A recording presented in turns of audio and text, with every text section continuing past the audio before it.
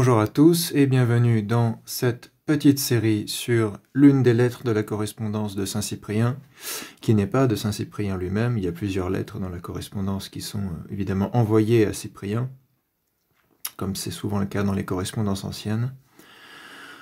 Et comme elle est assez longue et intéressante et importante, et que c'est la seule lettre qui émane d'un évêque oriental, hellénophone, on a décidé de lui consacrer deux vidéos particulières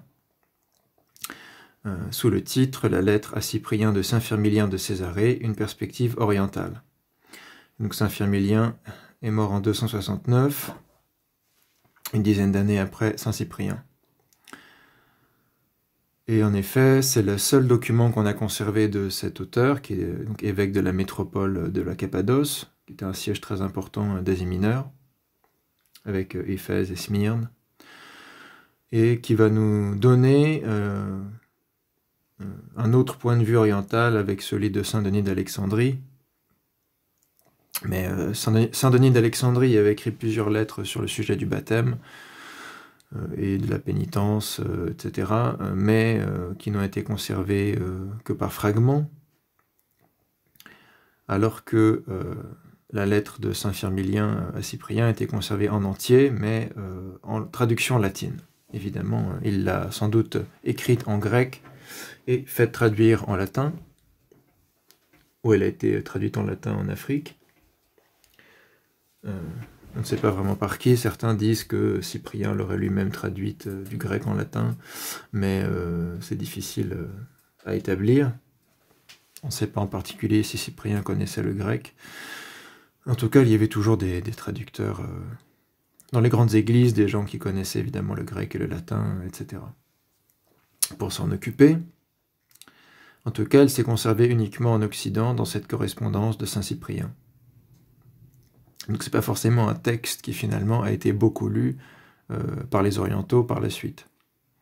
Puisqu'on ne sait pas à partir de quand l'original grec s'est perdu, il a dû être conservé à Césarée, mais en tout cas, Saint Basile le Grand au IVe siècle ne mentionne jamais cette lettre, il mentionne simplement les conciles qui ont eu lieu en Asie mineure, mais pas la lettre de Saint Firmilien directement. Donc il est probable qu'elle n'ait pas survécu en Orient très longtemps. On va commencer par un petit récapitulatif de la controverse qui a eu lieu au IIe siècle, parce qu'il y a quand même pas mal de points communs entre cette controverse du IIe siècle sur la date de Pâques et la controverse au IIIe siècle sur la réception des hérétiques.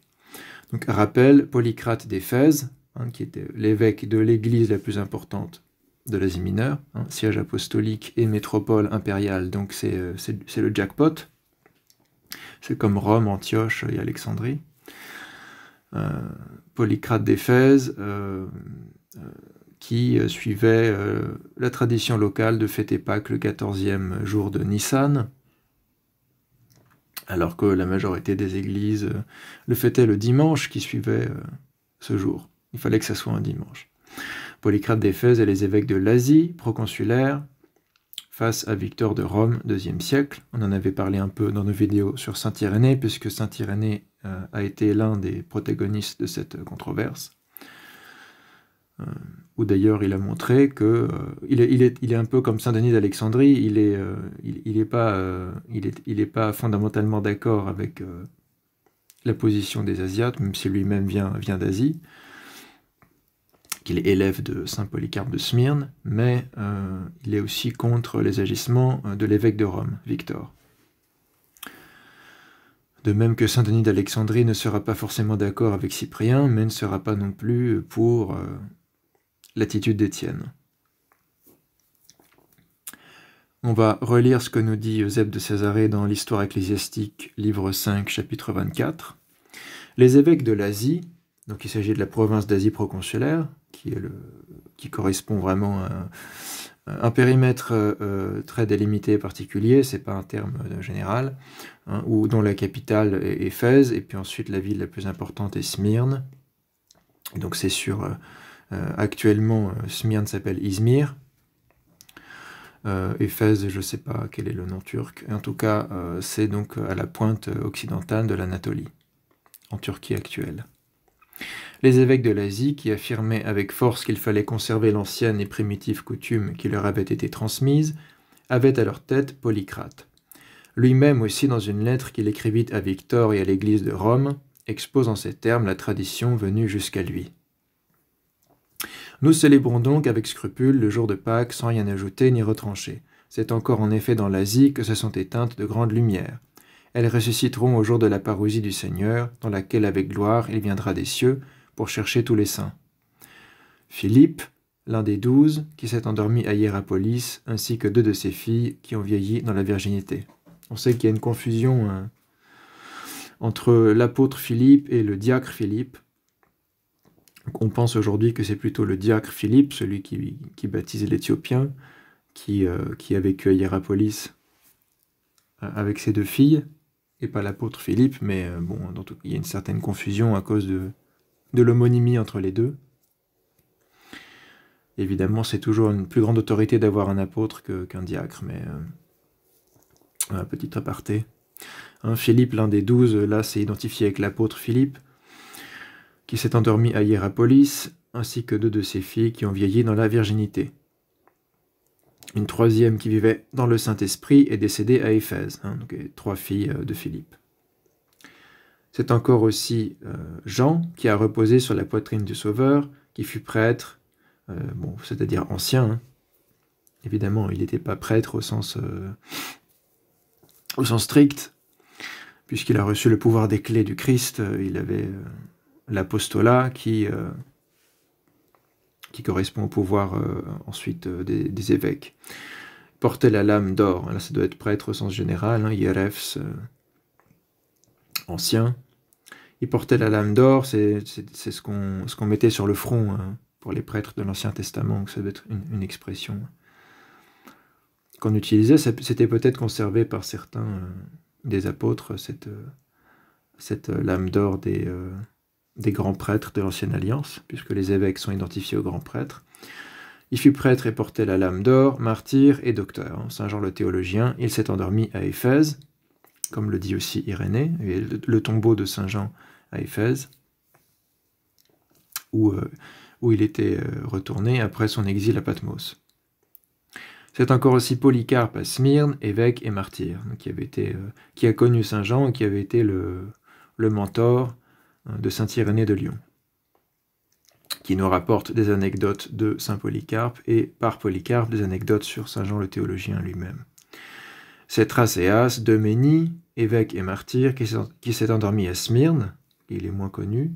Qu'est-il besoin de citer Sagaris, évêque et martyr, qui s'est endormi à Laodicée, et les bienheureux Papirius, l'eunuque Méliton, saint Méliton de Sardes, dont on a conservé une homélie sur la Pâque qui est très importante, du IIe siècle, qui est édité aux sources chrétiennes, qui a vécu entièrement dans le Saint-Esprit et repose à Sardes en attendant la visite des 2, dans laquelle il ressuscitera d'entre les morts. Alors, la visite des 2 quoi je ne sais pas. C'est pas très clair.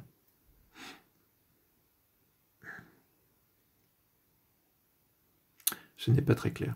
Ceux-là ont tous gardé le 14e jour de la Pâque selon l'Évangile, ne s'écartant en rien, mais suivant la règle de la foi. Donc, pour Polycrate d'Éphèse, ça fait partie de la regula fidei qu'on fête Pâques le 14e jour de Nissan. Et pas forcément un dimanche, mais ça peut être n'importe quel jour de la semaine où tombe le 14e jour de Nissan. Ensuite, Eusèbe continue, et moi-même aussi, donc c'est Polycrate finalement qui parle. Eusèbe rapporte les fragments de la lettre de Polycrate qui ont été conservés grâce à Eusèbe. Et moi-même aussi, Polycrate, le plus petit d'entre vous tous, je garde la tradition de ceux de ma parenté, dont j'ai suivi certains. 7 de mes ancêtres ont en effet été évêques, et je suis le 8e. Et toujours mes ancêtres ont célébré la Pâque le jour où le peuple s'abstenait de pain fermenté. Pour moi donc, mes frères, j'ai vécu 65 ans dans le Seigneur. J'ai été en relation avec les frères du monde entier. J'ai parcouru toute la Sainte Écriture. Je n'ai pas peur de ce qu'on fait pour nous émouvoir, car de plus grands que moi ont dit, il vaut mieux obéir à Dieu qu'aux hommes. Évidemment, c'est Saint Pierre qui le dit.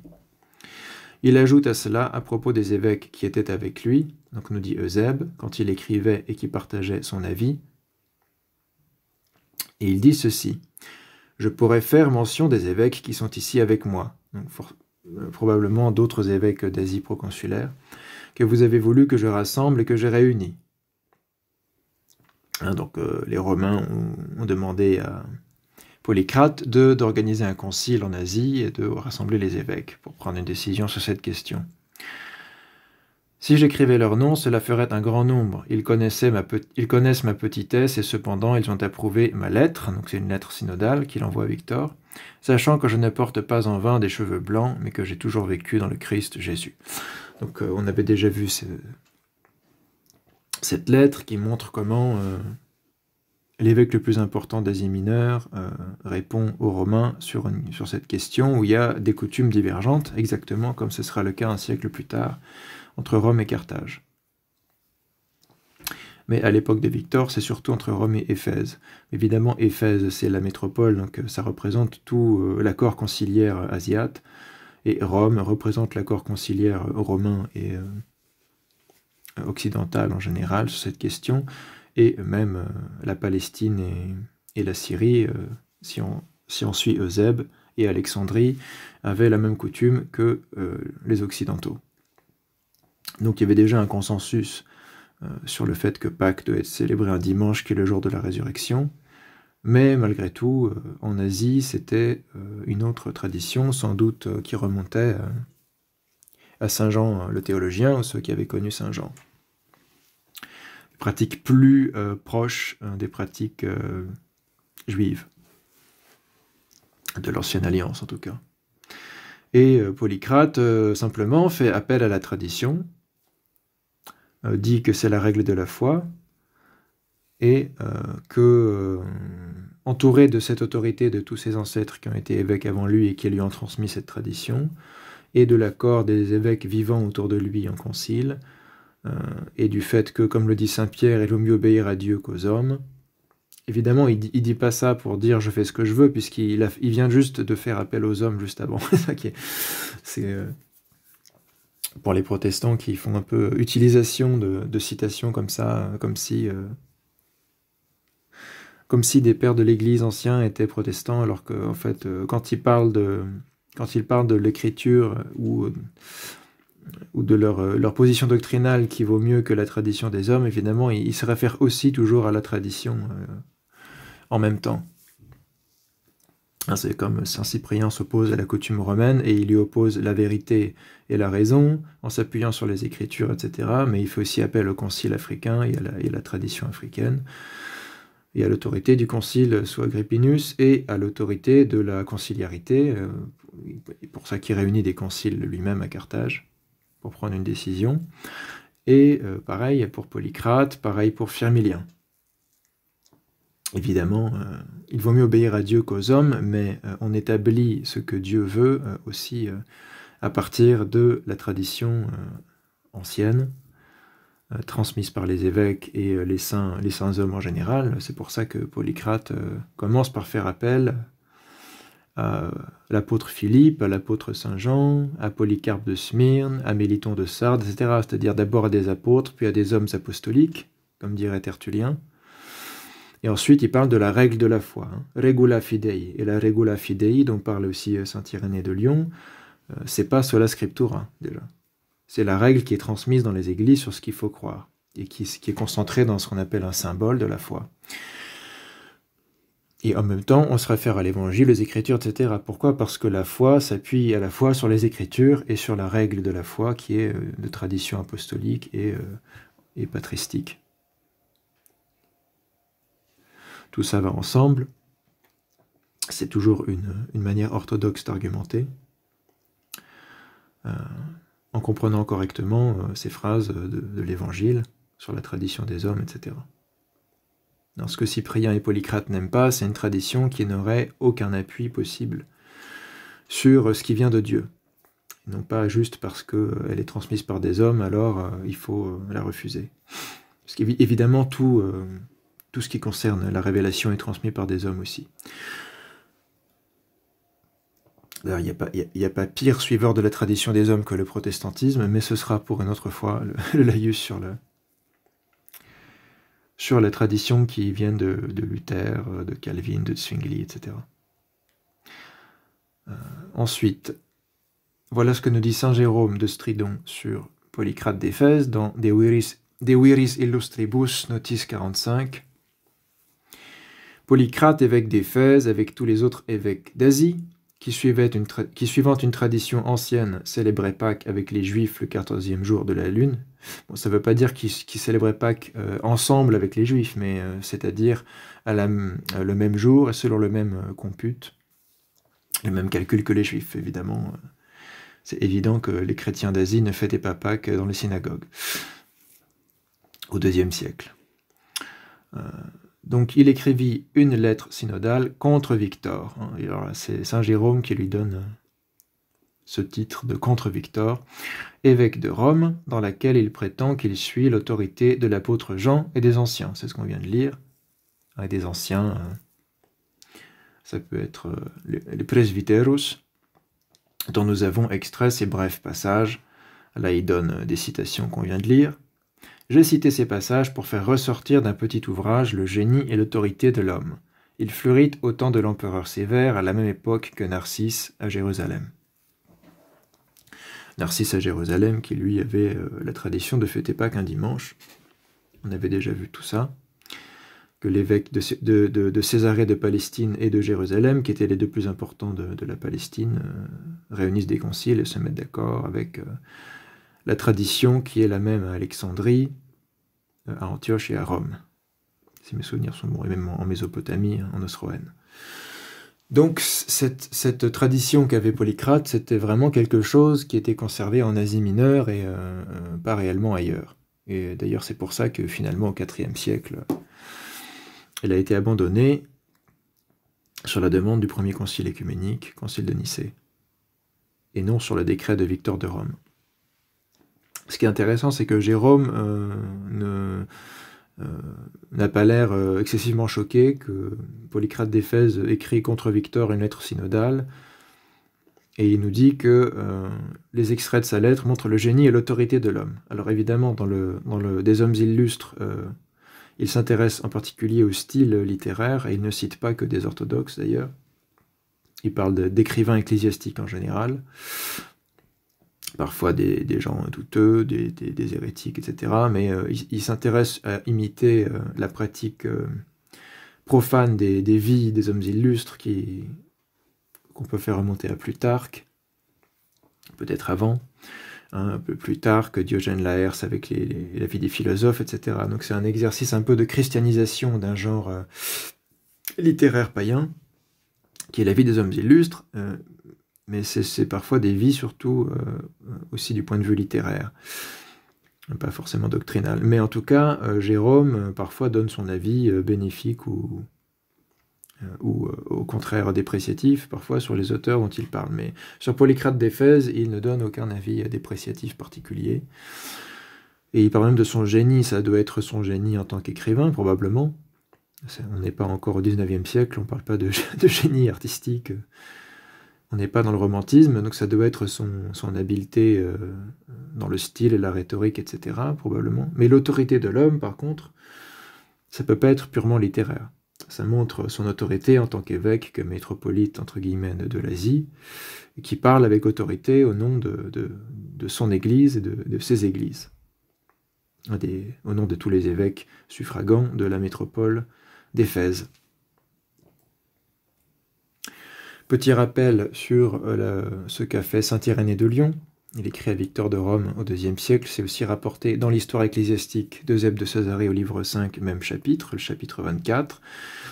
Parmi ceux-ci, les presbytres avancataires qui ont présidé à l'église que tu gouvernes aujourd'hui. Alors là, c'est saint Irénée, c'est Eusèbe qui cite directement la lettre de saint Irénée à Victor. Donc c'est saint Irénée qui parle. On a conservé cette lettre que grâce à cette histoire ecclésiastique, donc dans le grec, mais pas en entier. Parmi ceux-ci, les presbytres avant Sauter, qui ont présidé à l'église que tu gouvernes aujourd'hui, donc il s'agit des évêques de Rome avant l'évêque Sauter. Irénée utilise presbyteros de manière très large, puisque c'est pas technique, ça sert à parler de gens qui ont le sacerdoce en général. Il utilise aussi épiscopos de manière plus précise. Et presbyteros est utilisé aussi bien pour désigner des évêques que ceux qui sont soumis aux évêques. Ici, donc moi j'ai mis presbytre. Mais comme il parle de ceux qui ont présidé à l'église de Rome, évidemment, ça parle d'évêques. Il y a seulement les évêques, en particulier, sont dits présider à une église locale. Voir saint Ignace d'Antioche. Et même Polycarpe de Smyrne, qui avait très bien connu saint Ignace d'Antioche, et saint Irénée vient de ces gens-là. Il ne faut pas oublier que c'est un Asiate qui vient de Smyrne. Parmi ceux-ci, les presbytres avant Sauter, qui ont présidé à l'église que tu gouvernes aujourd'hui, donc l'église de Rome, nous voulons dire Anicet, Pi, Hygin, Télésphore, Xiste. On a aussi une liste dans le Contre les hérésies, livre 3, qu'il tire sans doute de Gésippe de Jérusalem, qui déjà faisait des listes des successions des évêques dans les différents sièges. Ne gardaient pas, eux non plus, les mêmes observances que les Asiates, c'est-à-dire qu'ils ne fêtaient pas Pâques le 14e jour de Nissan, et ne les imposaient pas à ceux qui étaient avec eux, donc en communion avec eux, et sans les garder, ils n'en restaient pas moins en paix avec ceux des chrétientés où cette coutume était en vigueur, c'est-à-dire principalement avec les Asiates, puisque du temps d'Anicet, c'était déjà la coutume défendue par saint Polycarpe de Smyrne, qui s'était déplacé jusqu'à Rome pour parler de ce sujet-là, et aucun accord n'avait pu être conclu. Donc c'était déjà une vieille controverse qui remontait à plusieurs décennies, mais ça n'avait pas empêché l'intercommunion, évidemment.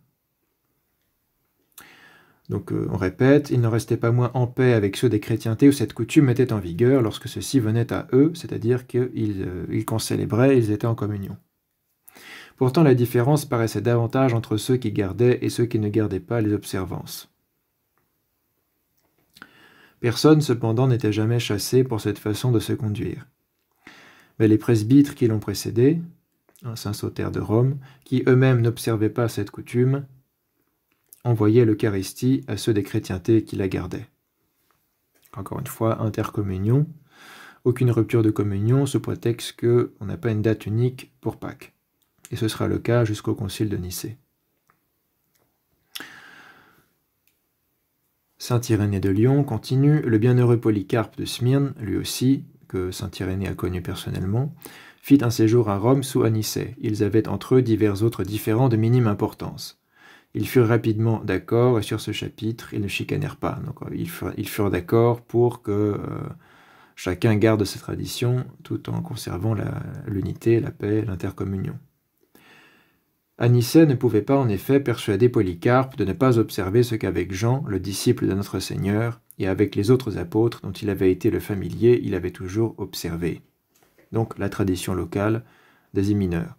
Polycarpe, de son côté, n'amena pas non plus à l'observance des Asiates Anicet, qui lui dit qu'il fallait conserver la coutume des presbytres qui avaient précédé, donc les évêques de Rome, qui n'avaient pas la même tradition que les évêques d'Asie mineure. Les choses étaient ainsi. Ils restaient unis l'un à l'autre, et à l'église, Anicet cédait l'Eucharistie à Polycarpe, évidemment par déférence, puisque Polycarpe était son aîné dans l'épiscopat. C'était une personne très âgée qui avait connu l'apôtre Jean. Et ils se quittèrent l'un l'autre en paix, et dans l'église, tous avaient la paix, qu'ils gardent ou non l'observance l'un de l'autre. Donc, cet Anicet nous rappelle aussi Corneille, ces évêques de Rome qui étaient pacifiques et assez tolérants envers la diversité dans les différentes églises, et qui ne croyaient pas qu'il était nécessaire de créer du remue-ménage et de menacer de rompre l'unité de l'Église, parce que certaines églises ne suivaient pas la discipline romaine. Et saint Irénée de Lyon le pose en modèle face à Victor, qui menace justement de couper la communion avec les églises d'Asie. Maintenant, on a fait ce petit rappel, on va un siècle plus tard voir ce que Eusèbe de Césarée nous dit de saint Firmilien de Césarée, qui est aussi un évêque asiate, mais d'une autre province, la province de Cappadoce, qui est beaucoup plus orientale, dont la métropole est Césarée de Cappadoce. Hein. Donc il est le métropolite, on peut dire, ce que le concile de Nicée appellera les métropolitains, de cette province, tout comme Polycrate l'était de l'Asie. Donc, dans l'histoire ecclésiastique, au livre 7, chapitres 27 et 28, hein, là on a 2 extraits. Le premier, c'est un fragment de saint Denis d'Alexandrie, dans une lettre qu'il écrit à Étienne de Rome. C'est au livre 7, chapitre 5. « Sache maintenant, ô frères, qu'elles sont toutes unies ces églises de l'Orient et des contrées plus lointaines encore, qui étaient autrefois divisées, et que tous leurs chefs sont du même sentiment. » Ils sont toutes là... Il faisait référence à la controverse autour de Novatiens, les novatianistes. Donc, il y avait eu un consensus conciliaire pour excommunier et déposer Novatiens et déclarer les novatianistes schismatiques, donc tout le monde était en paix. Surtout à Antioche, la chose était compliquée. Puisqu'il semble que Fabius d'Antioche, pendant un temps, avait soutenu Novatien. Donc voilà, saint Denis dit à Étienne qu'on a enfin la paix sur cette question, ce serait bien de ne pas remettre la discorde. Donc ils se réjouissent au plus haut point dans la paix qui s'est faite contre toute attente. Et il parle aussi sans doute de la paix après les persécutions, évidemment, persécutions de Dès. Il y a des persécutions dans toute l'Église. Mais il parle aussi de division des églises entre elles. Donc, il y avait toute la question de la réception de ceux qui avaient sacrifié sous la persécution de Dès, etc., qui avait beaucoup divisé les églises. Démétrien à Antioche, Théoctiste à Césarée de Palestine, qui est la métropole de la Palestine. Je rappelle que Jérusalem est mise à sac et une colonie refondée sous Trajan qui s'appelle Aelia Capitolina, mais il n'y a plus vraiment de Jérusalem. Mazaban à Aelia, c'est ça, Jérusalem. Il est cité après Théoctiste de Césarée parce que c'est Césarée la métropole. Marin à Tyr, Héliodore à Laodicée, Hélénus à Tars et toutes les églises de Cilicie, Firmilien et toute la Cappadoce. Je ne cite en effet que les évêques les plus célèbres afin d'éviter la longueur dans cette lettre et l'ennui dans ce discours. C'est un passage où saint Denis d'Alexandrie fait référence aux évêques les plus importants de l'Orient et donc des sièges qu'ils occupent et de leur juridiction métropolitaine. Firmilien, toute la Cappadoce, ça veut dire que l'évêque de Césarée a cette présidence sur toute la Cappadoce, Hélénus à Tars avec toute la Cilicie, etc. Ensuite, Eusèbe nous dit « Mais les autres pasteurs des églises venaient chacun de son côté s'unir contre le fléau du troupeau du Christ. » Paul de Samosate, donc il y a une des grandes controverses du IIIe siècle, c'est aussi l'adoptionnisme de Paul de Samosate, évêque d'Antioche. Tous arrivés en hâte à Antioche. Les plus distingués d'entre eux étaient Firmilien, évêque de Césarée en Cappadoce, Grégoire et Athénodore, son frère, pasteur de l'église du Pont, puis Hélénus, évêque de l'église de Tars. Donc le Pont, la Cilicie, deux autres provinces d'Asie mineure. On ne se serait pas embarrassé d'en énumérer un grand nombre d'autres qui s'étaient assemblés dans la ville susdite, à Antioche, pour la même cause, avec des prêtres et des diacres, mais les plus remarquables d'entre eux étaient ceux-là. Donc on a 2 passages, un de saint Denis d'Alexandrie qui est contemporain, et un d'Eusèbe qui écrit quelque temps après, au début du IVe siècle, que Firmilien de Césarée en Cappadoce est l'un des évêques les plus célèbres, dit saint Denis, et l'un des plus remarquables d'entre eux, nous dit Eusèbe. C'est les deux passages où apparaît le nom de Firmilien, les plus significatifs dans l'histoire ecclésiastique. Et donc son nom apparaît dans une lettre à Étienne de Rome aussi. Un évêque consulté, respecté et bienheureux, voilà un 3e passage, qui émane d'une lettre synodale du concile d'Antioche à Denis de Rome. Donc on est un peu plus tard, Maxime d'Alexandrie et toute l'Église. Donc il y a un concile réuni à Antioche pour condamner Paul de Samosate, qui avait une christologie complètement hérétique, adoptionniste. Et le concile d'Antioche écrit une lettre à Denis de Rome, Maxime d'Alexandrie et toute l'Église, donc au siège les plus importants, comme il se doit. À l'époque, Rome est l'Église la plus importante, Alexandrie la deuxième plus importante, et le concile a lieu à Antioche, qui est la troisième plus importante. Donc, évidemment, il ne va pas s'adresser une lettre à elle-même, Antioche. Donc voilà, on a Rome, Alexandrie et toute l'Église. Constantinople n'existe pas encore. Nous avons écrit à beaucoup d'évêques éloignés et nous les avons en même temps exhortés à guérir cet enseignement de mort, l'adoptionnisme de Paul de Samosate. Nous avons agi ainsi pour Denis d'Alexandrie et pour Firmilien de Cappadoce, tous deux bienheureux, qui n'ont pas pu se déplacer à Antioche. Saint Denis d'Alexandrie parce qu'il était déjà âgé et en mauvaise santé, et Firmilien, il n'a pas eu le temps d'arriver, il est mort en route. Firmilien, d'autre part, vint 2 fois à Antioche et condamna les innovations introduites par Paul de Samosate. Nous le savons et en témoignons, nous qui sommes présents ici, et beaucoup d'autres le savent avec nous. Firmilien dut alors reprendre encore le chemin d'Antioche.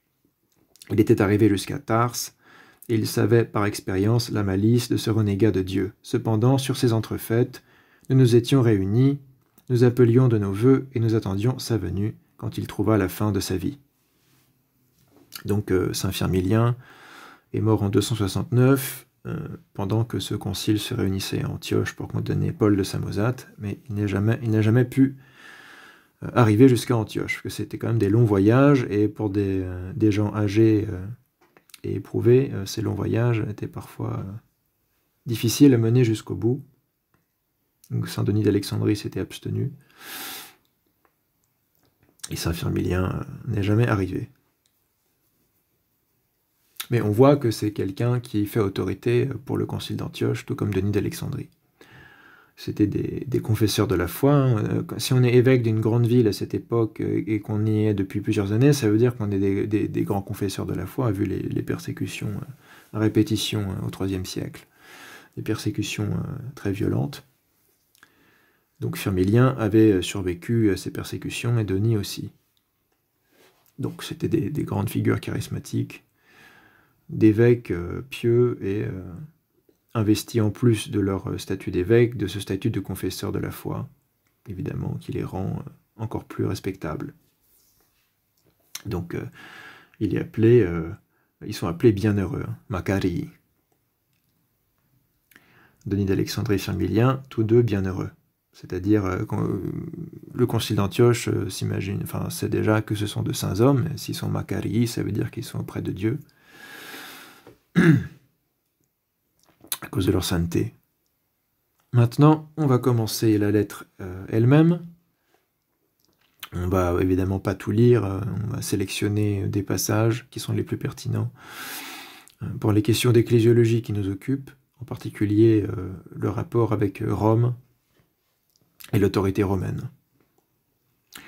Donc là, on est au premier paragraphe de la lettre, qui est la lettre 75, dans la correspondance de Cyprien, et qui a été rédigée aux environs de l'été 256, c'est-à-dire un peu avant la réunion du concile à Carthage, le fameux grand concile qui s'est réuni en septembre 256, dont on a lu différentes déclarations d'évêques. Donc Cyprien avait déjà reçu cette lettre de Firmilien avant ce concile de septembre 256, où il avait aussi reçu des lettres de Rome, etc. Donc ça a dû jouer aussi un rôle dans la décision du concile, même si on ne sait pas si la lettre de Firmilien est lue. Nous rendons, donc j'ai titré, unité d'esprit parfaite entre Firmilien et Cyprien, c'est ça qui va aussi nous intéresser, puisqu'on sait que Denis d'Alexandrie, lui, est plutôt prend ses distances un peu avec tout le monde, essaye d'avoir une voie du milieu, d'être un homme de paix, d'entente et de compromis en quelque sorte.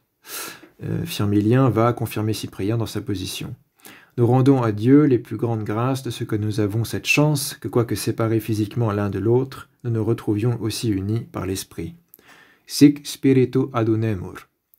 Que si non seulement nous résidions sur le même territoire, mais aussi nous habitions ensemble exactement dans la même demeure. C'est bien ce qu'il convient de dire, car il n'y a qu'une seule demeure spirituelle de Dieu. Quia et spiritualis domus Dei una est. Ceux qui s'y rassemblent se retrouvent unis et s'en réjouissent, selon la demande que dans le psaume on fait au Seigneur d'habiter dans la maison de Dieu tous les jours de la vie. Psaume 26, 4. À partir de là, en un autre endroit encore, on voit bien qu'il y a chez les saints un grand attrait de leur volonté pour se rassembler tous ensemble. Esse apud sanctos magnam voluntatis caritatem in unum convenire. C'est une expression caractéristique de l'ecclésiologie synodale. In unum convenire, ça revient souvent chez Cyprien, chez Firmilien, etc. Donc il y a ce convenire, si vous vous rappelez de nos vidéos sur Irénée, il y a ce convenire qui veut dire se rassembler, aller ensemble en un seul endroit. Là, c'est in unum convenire. C'est pas exactement la même tournure que dans Saint-Irénée, qui est convenire ad un lieu, ad anc ecclesiam. Mais c'est vraiment cette idée de se rassembler physiquement ou même en esprit, synodalement, conciliairement, etc. C'est pas convenire cum plus datif qui veut dire s'accorder avec. C'est différents sens du même verbe. Mais convenire ne veut pas dire juste convenir, au sens qui est resté en français, mais littéralement venir ensemble, se rassembler, les deux. Voyez, est-il écrit combien il est bon et plaisant que des frères habitent tous ensemble. Psaume 132, 1. En apprenant en ce qui vous concerne que vous avez traité ce qui fait l'objet du présent débat conformément à la règle de vérité, regula veritatis, et à la sagesse du Christ, secundum regulam veritatis et sapientiam Christi. Nous avons été transportés d'une grande allégresse, et nous avons rendu grâce à Dieu de ce que nous avons trouvé chez des frères établis en des lieux si lointains une telle unité d'âme avec nous sur la foi et la vérité. Qui invenimus in fratribus tam longe positis tantam nobiscum fidei et veritatis unanimitatem. Donc, Firmilien commence par s'étonner, se réjouir de cette unité, enfin pas s'étonner, mais se réjouir en tout cas, en expliquant pourquoi ce n'est pas étonnant, puisqu'on a la même demeure spirituelle, on est unis dans la foi, etc. Il commence par souligner l'unité d'esprit qu'il y a entre les évêques d'Asie et les évêques d'Afrique, en disant que c'est conformément à la règle de vérité et à la sagesse du Christ. Donc ça va au-delà de juste, c'est une coutume locale parmi d'autres, évidemment. La position de Cyprien et de Firmilien, c'est que leur coutume est la tradition évangélique. Et les Romains pensent la même chose de leur coutume, c'est pour ça qu'il y a cette opposition radicale qui surtout du côté romain, ne tolère pas la contradiction. Et évidemment, tout ce thème de l'unité qui est fondé finalement sur l'ecclésiologie du sacrement de l'unité, du mystère de l'unité, et sur l'unité de Dieu ressort très fortement chez Firmilien comme chez Cyprien. Il n'y a qu'une seule demeure spirituelle de Dieu. Spiritualis domus Dei una est, c'est vraiment au sens cyprianique que Firmilien l'entend aussi. Unité d'esprit et unité de Dieu. Au chapitre 3 de la même lettre. La grâce de Dieu a en effet le pouvoir de réunir et d'associer par le lien de la charité et de l'unité, copulare et coniungere caritatis atque unitatis vinculo, des gens que séparent apparemment de trop longues distances géographiques. C'est ce que maintenant nous constatons dans votre cas. Vous êtes séparés de nous par des pays très étendus, et pourtant vous avez prouvé que vous étiez réunis avec nous par le sentiment et par l'esprit. Sensu tamen et spiritu copulatos vos esse nobiscum probaretis. C'est là totalement un effet de l'unité divine. Quod totum hoc fit divina unitate. Un passage très important. Il ressouligne que cette unité d'esprit vient de l'unité divine elle-même, qui est sécurisée, entre guillemets, par les sacrements de l'Église, qui expriment l'unité de l'Église, l'unité de l'Église avec l'unité de Dieu, l'unité du corps du Christ, qui a pour effet l'unité de l'âme et de l'esprit. Tout ça vient des Actes des Apôtres. les premières communautés chrétiennes n'ont qu'une seule âme et qu'un seul esprit, nous disent les Actes des Apôtres. Un seul état d'esprit et aussi un seul esprit avec un E majuscule, puisqu'ils participent tous du même Esprit Saint par la Pentecôte, et puis ensuite la chrismation, qui est le sacrement de la Pentecôte en quelque sorte, le sceau du don du Saint-Esprit. De là vient que sur toute la terre s'est répandue la voix de ceux qui ont été envoyés par le Seigneur, en gardant un esprit d'unité, unitatis spiritu, dans la hâte de leur course. De même qu'inversement, il ne sert à rien d'être physiquement rapprochés et ensemble si on est en désaccord de cœur et de pensée, puisqu'il ne peut absolument pas se faire d'unité des âmes si elles se sont détachées de l'unité de Dieu. Quando adunari anime omnino non possint, quae ad Dei unitate diviserint. Donc c'est quelque chose d'éminemment spirituel, qui est exprimé aussi par l'unité entre les évêques, l'unité d'esprit, d'avoir le même enseignement, etc., etc. On voit que tout ça est le soubassement théologique de toute la réflexion des Africains et des Asiates sur les sacrements, sur le sacerdoce, sur l'unité de l'Église, et donc aussi sur comment ils considèrent les schismatiques et les hérétiques, et comment il faut les recevoir. Donc passage très important, j'ai mis une petite note pour le lien de la charité et de l'unité. Michel Poirier traduit « et de la vérité » sans expliquer pourquoi. Alors j'ai pas trouvé de variante là-dessus. Et Poirier parfois s'inspire de Dirks et j'ai pas accès à Dirks, c'est une autre édition critique. Les éditions critiques de Bayard et Hartel ont bien unitatis sans variante, donc c'est ce que je donne ici. Le lien de la charité et de l'unité, c'est très cyprianique, c'est les expressions qu'on trouve. Évidemment, Firmilien a lu les lettres de Cyprien, puisque Cyprien lui envoie ses propres lettres, les lettres d'Étienne, etc. Il lui envoie tout un dossier. Et donc Firmilien lit tout ça, et ensuite réunit un concile, et répond par cette lettre, qui évidemment est lue et approuvée par tout le concile. Les évêques ne s'envoient pas des lettres purement privées à cette époque, on s'envoie des lettres qui sont généralement le fruit de délibérations entre évêques et qui sont lues et signées par les autres évêques de la même province. C'est le cas des lettres des évêques de Rome comme des autres. Donc c'est les mêmes expressions que Cyprien, le caritatis atque unitatis vinculo.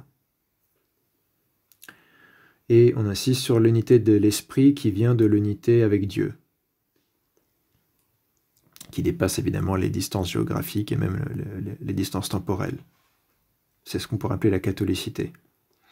La prière du Christ pour l'unité, ça va être un passage important aussi pour réfuter l'écuménisme, même si on y consacrera des vidéos spécialisées, parce qu'il n'y a sans doute pas de passage plus détourné de son sens que Jean 17, 21.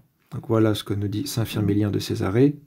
« Voici en effet, il dit, que ceux qui s'éloignent de toi périront. » Psaume 72, 27. Les gens comme eux, ceux qui sont en désaccord avec l'unité divine, donc il parle non seulement des hérétiques et des schismatiques et des novationnistes, donc il parle en particulier de ceux qui se sont séparés de l'Église.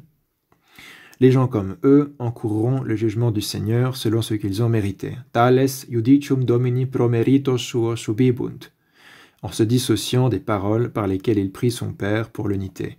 Recedentes a verbis eius qui patrem pro unitate deprecatur. Évidemment, il prie pour l'unité, mais pour quel type d'unité? Toute la question est là. Et déclare, Père, accorde que tout comme toi et moi nous sommes un, de même ceux-ci aussi soient un en nous. Jean 17, 21. Mon nota bene, contrairement à l'utilisation abusive et sacrilège qu'en font les idéologues écuménistes, saint Firmilien donne ici l'exégèse ancienne et orthodoxe de la prière sacerdotale du Seigneur pour l'unité. Elle engage et concerne les apôtres et leurs successeurs légitimes, les évêques, ainsi que tous les fidèles qui leur demeurent attachés dans l'unité du cœur et de l'esprit. Tout ce qu'il vient de dire sur le fait de se trouver dans la même vérité parce qu'on participe au même esprit. Cette unité divine est communiquée aux apôtres et à travers eux à l'Église lors de la Pentecôte.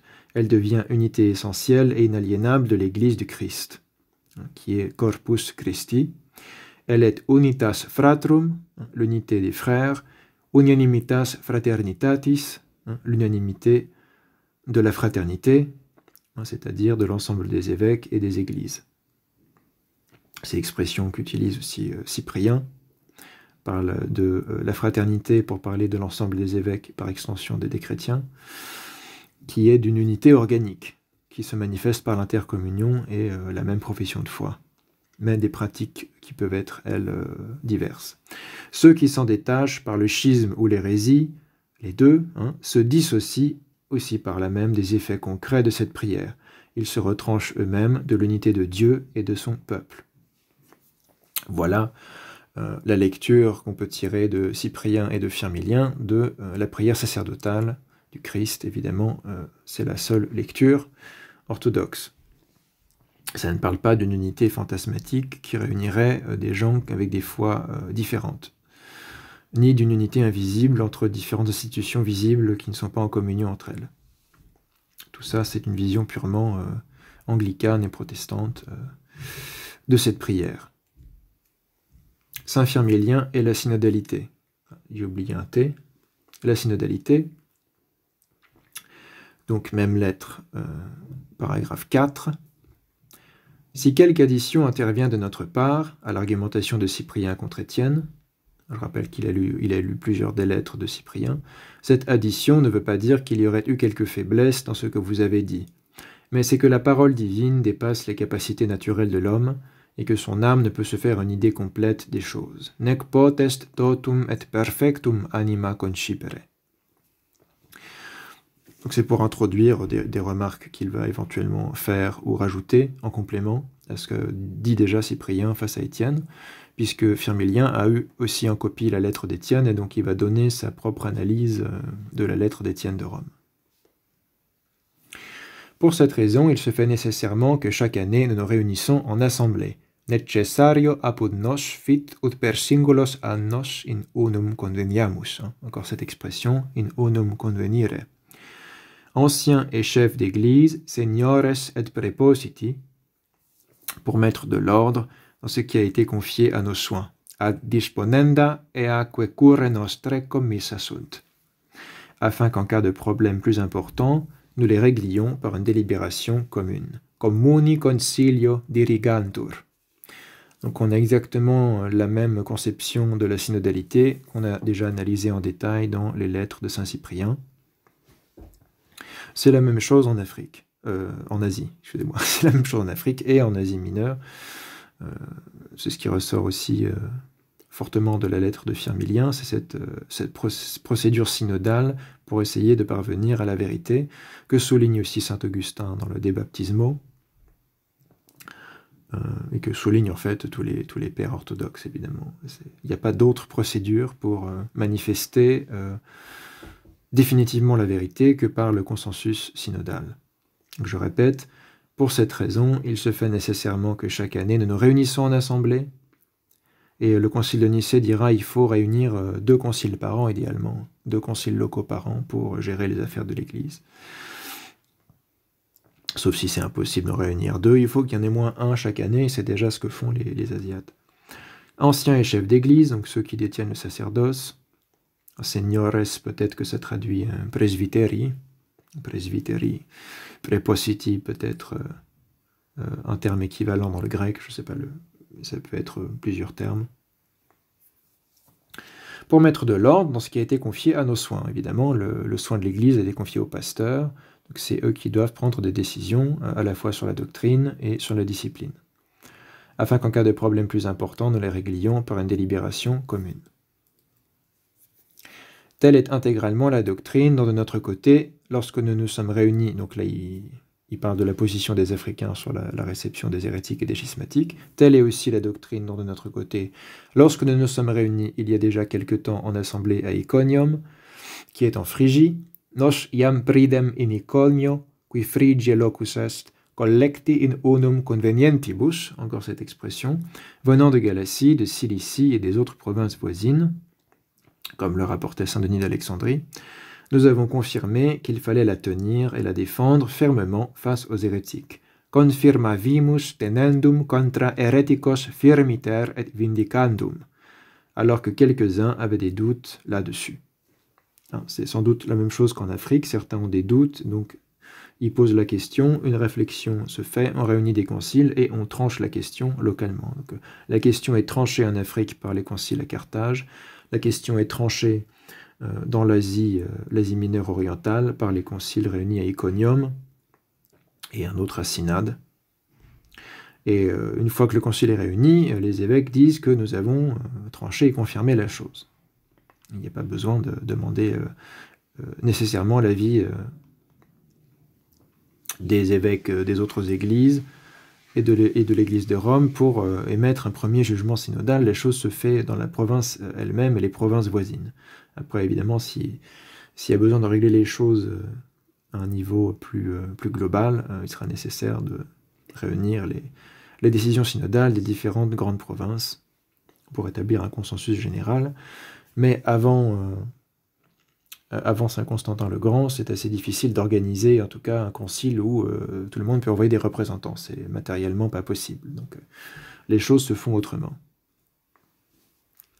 En toute clarté, comme certains évêques avaient des doutes, quidam dubitabant, sur le baptême de ceux qui, tout en accueillant les nouveaux prophètes, ça parle des montanistes, reconnaissent apparemment les mêmes pères et fils que nous, les montanistes, qu'on appelle aussi les cataphrygiens, qui étaient particulièrement nombreux en Asie mineure, nous nous sommes réunis en une grande assemblée à Iconium. Iconium, c'est la ville la plus importante de Phrygie, et c'est en Phrygie que les montanistes ont leur principal fief.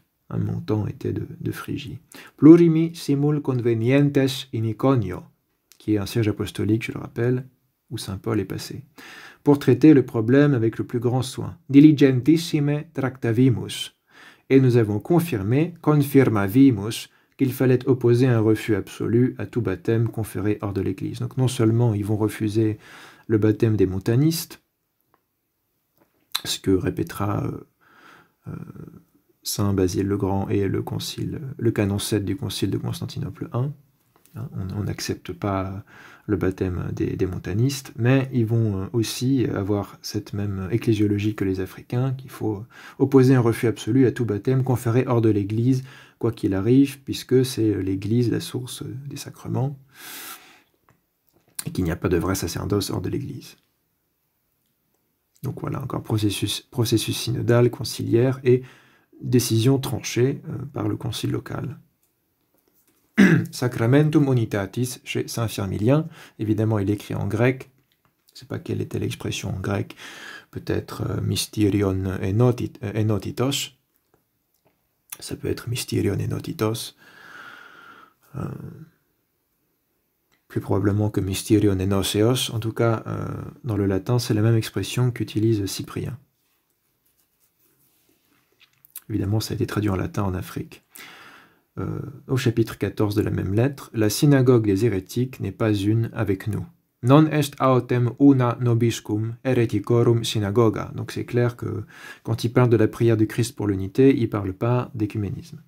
Parce que l'adultère et la fornicatrice n'est pas une épouse. Nec sponsa est adultera et fornicaria. C'est une image biblique pour parler déjà du peuple d'Israël quand il n'obéit pas à Dieu, et de ceux qui se séparent du peuple de Dieu, qui ne suivent pas les commandements divins. Et il y a cette métaphore toujours maritale, entre guillemets, ou morale, de l'adultère et de la fornicatrice. C'est l'épouse de Dieu qui est son peuple, qui est appelée de ces noms-là, quand elle brise le contrat qui unit, le contrat et l'alliance qui unit le peuple de Dieu à son Dieu. Ce qui fait qu'elle ne peut donner des enfants à Dieu. Nec potest filios Deo parere. D'enfants légitimes, puisque seule la femme qui n'est ni adultère ni fornicatrice donne des enfants légitimes. À moins que, selon la croyance d'Étienne, qui est l'évêque de Rome, secundum quod Stefano videtur, l'hérésie met au monde des enfants et les expose, et qu'ensuite l'Église les adopte, et que sans les avoir elle-même enfantés, elle les élève. En réalité, elle ne peut être la mère d'enfants d'origine extérieure. Filiorum alienorum mater esse non possit. Voilà pourquoi le Christ notre Seigneur, pour rendre manifeste qu'il n'a qu'une seule épouse, unam esse manifestant sponsam suam, et mettre en lumière le mystère de son unité, unitatis eius sacramentum declarans, a déclaré, qui n'est pas avec moi et contre moi, et qui ne rassemble pas avec moi disperse. Évangile selon saint Matthieu 12, 30, Évangile selon saint Luc 11, 23. Une phrase fondamentale qui est beaucoup répétée par les pères de l'Église quand il est question de cette unité, de ce mystère de l'unité. Le Christ dit qu'il n'est pas avec moi et contre moi, évidemment qui n'est pas avec ses apôtres et contre lui aussi, puisque qui vous écoute m'écoute, et qui vous rejette me rejette, dit le Christ, qui ne rassemble pas avec moi disperse. Ce qui fait que même les schismatiques qui n'errent pas dans la foi dispersent, et ce péché de schisme est extrêmement grave, c'est un péché contre le corps du Christ, qui disperse les brebis du Seigneur. En effet, si le Christ est avec nous, si enim nobiscum est Christus, et que les hérétiques ne sont pas avec nous, heretici autem non sunt nobiscum. Bien évidemment, les hérétiques sont contre le Christ. Pro certo adversus Christum sunt heretici. Et c'est pour ça que saint Firmilien ne peut pas croire, comme saint Augustin, que le Christ agit en dehors de l'Église pour faire des sacrements, et notamment le baptême. Puisque pour Firmilien, des gens qui sont contre le Christ, activement contre le Christ, ne peuvent pas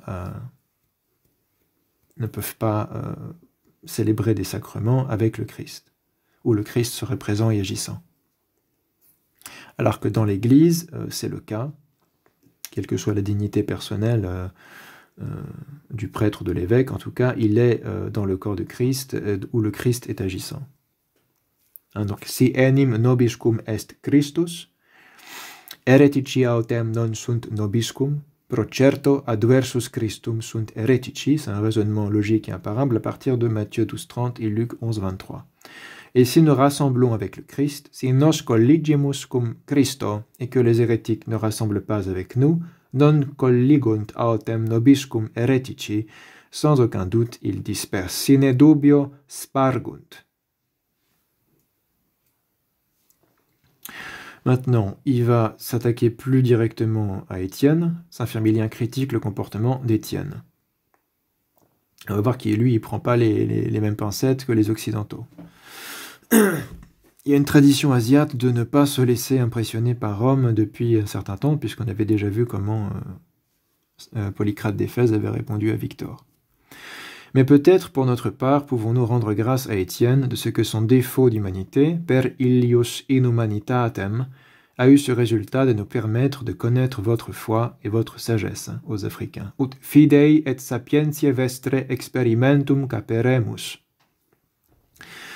Donc, grâce au fait qu'Étienne menace d'excommunication les Africains et par la même occasion les Asiates, l'unité de foi entre l'Afrique et l'Asie et la Cappadoce, la Cilicie, etc., la Phrygie, a été manifestée. Ça, c'est le point positif de cette situation. Pourtant, si l'attitude d'Étienne nous a procuré cette grâce que nous y gagnons, ce n'est pas pour autant que ce qu'Étienne a fait mérite qu'il y gagne et trouve grâce. Non enim statim Stephanus beneficio et gratia digna commissit. C'est pas parce que en dehors de sa volonté un effet bénéfique a été produit qu'on va faire des éloges de ses actes.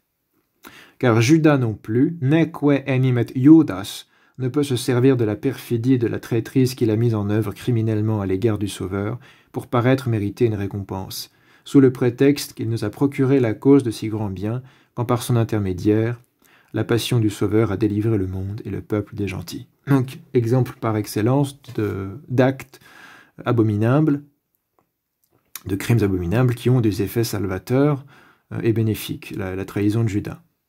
Et évidemment, ça n'a jamais fait que l'Église reconnaît en Judas un saint homme. Non, l'Église chante que Judas est condamné pour son forfait et encore plus pour son désespoir, son rejet du pardon divin et son suicide.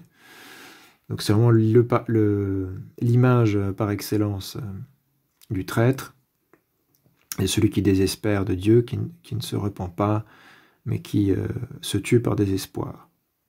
À l'inverse de Saint Pierre qui renonce au Christ, mais finalement a une telle foi en Christ qu'il se repent en vient à pleurer et est réintroduit dans le collège apostolique. Donc, Étienne de Rome est assez tranquillement comparé à Judas, par ses actes. C'est une genre de trahison de l'évangile, trahison de la vérité, mais qui a pour effet bénéfique de manifester l'unité de foi entre les évêques d'Asie mineure et les évêques d'Afrique. Mais laissons de côté pour l'instant ce comportement qu'a eu Étienne, quae ab Stephano gesta sunt, de peur qu'en nous remémorant son audace et son arrogance, audace et insolentiae eius, nous ne fassions durer trop lourdement le chagrin que nous cause son mauvais comportement. Ab eo improbe gestis. Donc Firmilien n'a vraiment ne trouve aucune excuse à Étienne pour le comportement qu'il a. Et donc, ce n'est pas seulement sa doctrine et sa tradition qui est critiquée, mais son comportement personnel, qui est pour lui indigne d'un évêque, et encore plus d'un évêque de Rome, qui est un des sièges les plus élevés dans toute l'Église. Mais il va aussi s'attaquer à la tradition elle-même, invoquée par Étienne et son apostolicité.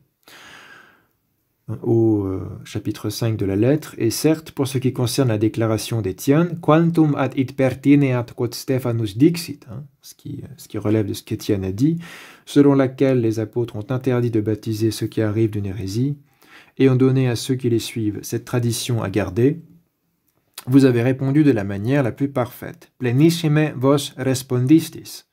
Je rappelle que les Africains ont répondu en opposition à Rome.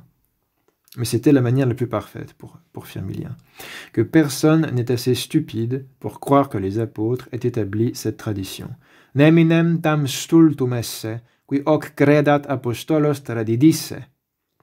Dès lors qu'il est établi que les hérésies, quant à elles, ces abominations maudites, sont apparues ensuite, puisqu'on ne trouve Marcion, le disciple de Cerdon, que tardivement après les apôtres, et que c'est de longues années après eux qu'il a introduit sa tradition sacrilège contre Dieu.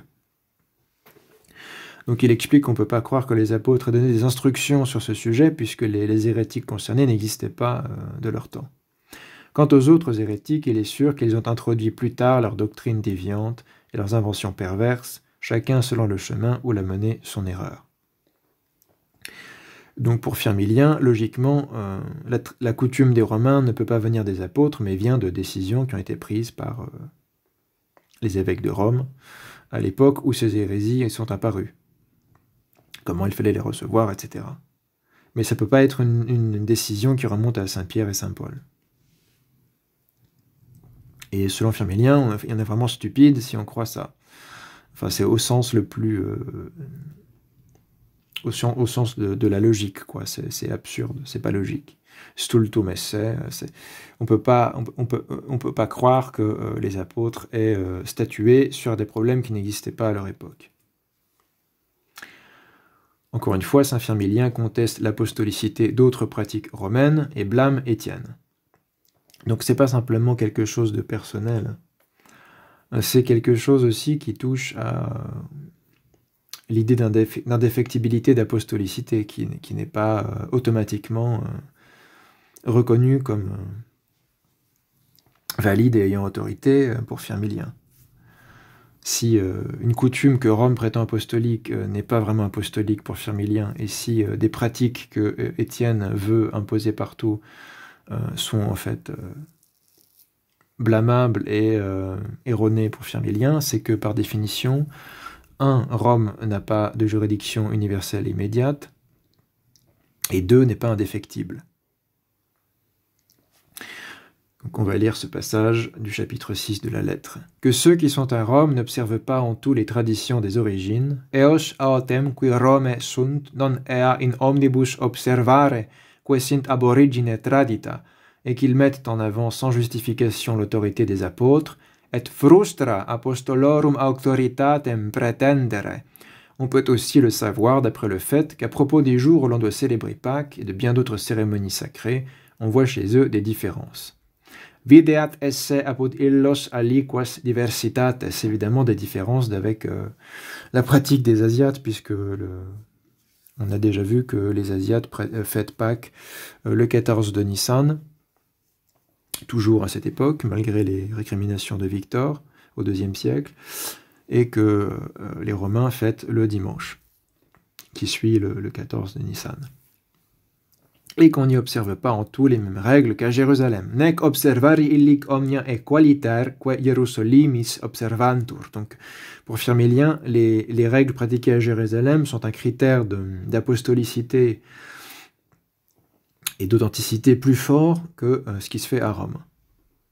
De la même manière que dans les autres provinces aussi, il y a beaucoup de diversité en fonction des lieux et des gens, sans que pour cela on se soit jamais départi de la paix et de l'unité de l'Église catholique. Donc il va reprocher la même chose que Cyprien et que Saint-Denis d'Alexandrie à Étienne, c'est que pour des questions qui ne le méritent pas, il va perturber l'unité de l'Église en cherchant à couper de sa communion un tel et un tel. Nec tamen propter hoc ab ecclesiae catholicae pace atque unitate aliquando discessum est. C'est ce que maintenant Étienne a eu l'audace de faire, quod nunc Stephanus ausus est facere, en rompant vis-à-vis de vous la paix que toujours ses prédécesseurs avaient gardée avec vous dans une affection et un honneur mutuel. Rumpens adversus vos pacem, quam semper antecessores eius vobiscum amore et honore mutuo custodierunt, en allant jusqu'à calomnier les bienheureux apôtres Pierre et Paul. Ad hoc etiam infamans Petrum et Paulum beatos apostolos, quand il leur attribue cette tradition. Quasi hoc ipsi tradiderint, alors que dans leurs épîtres, ils ont maudit les hérétiques et ont averti d'éviter leur contact. Donc là, c'est très intéressant pour nous, puisqu'on apprend à travers les analyses de Firmilien des choses qui étaient contenues probablement dans la lettre d'Étienne de Rome à Cyprien. Et donc, il y aurait une référence aux bienheureux apôtres Pierre et Paul, évidemment, c'est la fondation apostolique de Rome, comme le souligne saint Irénée de Lyon, les deux bienheureux apôtres Pierre et Paul. Et donc, le meilleur moyen d'asseoir une coutume quand on est romain, c'est de dire « mais ça nous a été donné par Pierre et Paul ». Mais Firmilien n'y croit pas une seule seconde, parce que lui, il lit les épîtres de Pierre et Paul et il n'y voit pas cette tradition. Bon, évidemment, c'est toujours un petit peu difficile de tirer des conclusions pratiques et disciplinaires de lecture d'épîtres circonstanciées qui sont écrites dans d'autres situations, comme les épîtres de Paul et de Pierre. Mais en tout cas, il ne suffit pas pour Firmilien que l'évêque de Rome dise qu'il tient quelque chose des apôtres Pierre et Paul. On ne peut pas faire un plus grand appel à l'autorité. Pour lui, ça ne suffit pas pour que ça soit le cas et que les autres églises doivent accepter sans examen, sans processus conciliaire, etc., la décision romaine. Et donc, Étienne, par ailleurs, est responsable et susceptible de condamnation à cause de son attitude schismatique. Et ce sera encore plus clair plus loin dans la lettre.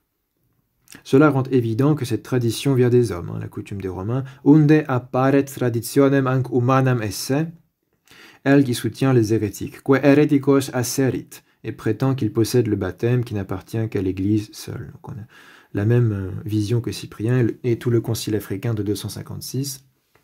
La coutume romaine n'est pas en accord avec la vérité, donc c'est juste une ancienne erreur, alors que la coutume des Africains et des Asiates, elle est en accord avec la vérité, donc c'est une tradition des hommes qui est aussi une tradition de Dieu, une tradition apostolique, etc. Évidemment, il n'y a pas de dichotomie absolue entre les deux, mais ce qui fait la tradition des hommes, c'est que c'est une tradition qui n'est pas en accord avec la vérité.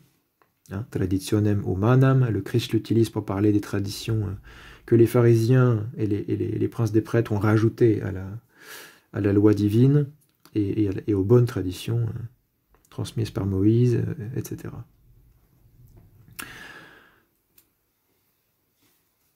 Et on va finir cette partie sur ce dernier passage.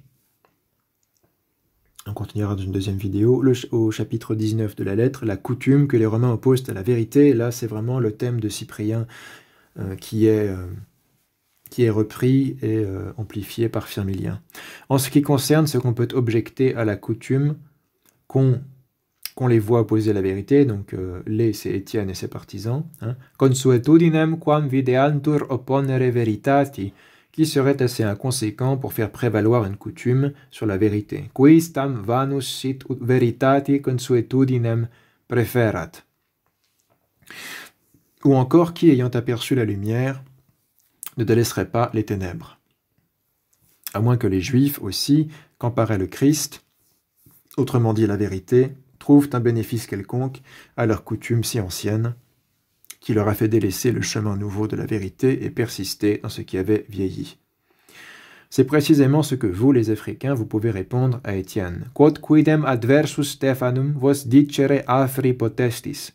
Ayant reconnu la vérité, vous avez délaissé l'erreur que représentait la coutume. Cognita veritate errorem vos consuetudinis reliquisse. Quant à nous, les évêques d'Asie mineure, nous allions aussi la coutume à la vérité. Donc il n'y a pas de dichotomie absolue entre la coutume et la vérité. Il s'agit simplement de savoir si la coutume ou la tradition est en harmonie avec la vérité ou non. Veritati et consuetudinem iungimus. Et à la coutume des Romains, nous opposons une autre coutume. Consuetudini Romanorum consuetudinem opponimus. Mais celle de la vérité, sed veritatis, en maintenant depuis les origines ce qui nous a été transmis par le Christ et les apôtres. Ab initio hoc tenentes, quod a Christo et ab apostolis traditum est. Donc là, c'est encore plus clair quand Firmilien nous dit que il rajoute au fait que Cyprien dise que la coutume ne peut pas l'emporter face à la vérité, il rajoute le fait que les Asiates ont non seulement la vérité, mais la coutume qui va avec cette vérité. Donc c'est pas un débat entre coutume et vérité, c'est pas un débat absolu, c'est juste un débat entre coutume authentique et véridique et coutume purement humaine, qui n'est pas fondée ou justifiée par non seulement les Écritures, mais aussi la tradition apostolique. Ce n'est pas un sola scriptura, la vérité, c'est ce qui vient du Christ et des apôtres, donc c'est écrit et oral en même temps. Et c'est transmis dans les églises d'évêque à évêque. C'est ce qu'on appelle la regula veritatis, regula fidei. Ce que dit saint Irénée, c'est exactement ce que pensent tous les évêques en Asie, dont il a appris toutes ces conceptions à Smyrne. Nous n'avons pas souvenir que cela ait commencé un jour chez nous, puisqu'il a toujours été observé ici que nous ne reconnaissions qu'une unique Église de Dieu, cum semper sic istic observatum sit ut non nisi unam Dei ecclesiam nocemus, et que nous ne considérions comme saint que le baptême de cette Église sainte. Réaffirmation de cette ecclésiologie traditionnelle aussi en Asie, dont on n'a pas souvenir qu'elle ait commencé un jour, c'est-à-dire qu'elle remonte au Christ et aux apôtres. Tout comme Cyprien le croit pour l'Afrique. Évidemment, en Afrique, il n'y a pas de siège apostolique, donc Cyprien ne peut pas s'exprimer de cette manière. Il ne peut pas avoir l'assurance d'un firmilien qui vit dans une région où il y a tout un tas de sièges apostoliques fondés par saint Paul et saint Jean, etc. Les Africains n'ont pas cet enracinement, donc c'est pour ça qu'ils insistent plus sur la vérité qu'ils tirent des Écritures et de conciles locaux que sur l'autorité apostolique qu'ils auraient. Parce qu'ils n'ont pas d'autorité apostolique directe. Un firmilien dirait qu'ils sont apostoliques parce qu'ils ont reçu la bouture de la foi d'Église apostolique, mais évidemment, comparé à Rome et aux évêques qui se sont réunis en Asie mineure, donc certains sont d'Iconium, d'autres églises fondées par Paul, ça n'a pas le même poids. Mais donc voilà, puisqu'il n'y a qu'une seule Église unique de Dieu, que ça a toujours été la foi apostolique, on reconnaît un seul saint baptême qui est celui de l'Église. Et on va s'arrêter ici, on finira tout ce qu'on peut dire et tirer de cette lettre dans une prochaine vidéo. Merci à tous.